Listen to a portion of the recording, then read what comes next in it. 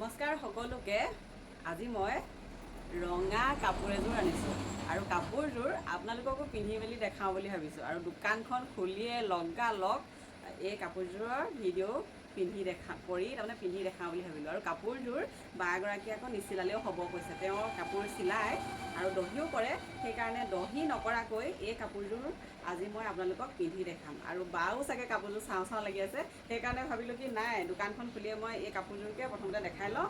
আৰু মেখেলাখন যিহেতু নিচিলাবলৈ কৈছে, সেইকাৰণে মই এনেই তাৰমানে অকণমান লগাই আপোনালোকক ভিডিঅ' কৰি দেখাম। আৰু ডিজাইনটো কেনেকুৱা লাগিছে ক'বচোন। সদায় একেখিনি ডিজাইন দিয়াতকৈ অকণমান বোলো নতুন এটা ডিজাইন হওক, দেখিবলৈও ভাল লাগিব। আৰু বাক সুধি মেলিয়ে লৈছোঁ বাৰু, ডিজাইনটো বেলেগ এটা দিলে হ'ব নাই বুলি, হ'ব বুলি ক'লে। আৰু এইটো ব্লাউজ পিচ হয়। আৰু ৰঙা কাপোৰ এনেও ভাল লাগে নহয়নে বাৰু। এই কাপোৰযোৰ আকৌ সেই বাগৰাকীয়ে নিজে পঠাইছিলে। আজি সেইকাৰণে বোলো বাগৰাকীক কাপোৰযোৰ পিন্ধি মেলি দেখাই দিওঁ। চাওঁ চাওঁ লাগি আছে নহয় চাগে। আৰু যিহেতু যোৰহাটৰ হয় বাগৰাকী, বাছতে দি পঠাম কাপোৰযোৰ, ধুনীয়াকৈ লৈ ল'ব পাৰিব।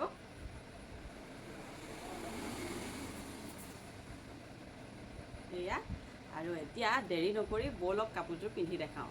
গোটেই কাপোৰযোৰ কেনেকুৱা লাগে আপোনালোকে চাব পাৰিব। আৰু এতিয়া মই এই কাপোৰযোৰ পিন্ধি দেখালোঁ আপোনালোকক। আৰু ৰঙা যিহেতু কাপোৰযোৰ খুব ধুনীয়া হৈছে, আৰু মই এইদিনতে পঠিয়াই দিম কাপোৰযোৰ। আৰু বায়ে নিজে দহি মেখেলা চব কৰি মেলি ল'ব, মই মাত্ৰ পঠিয়াই দিম।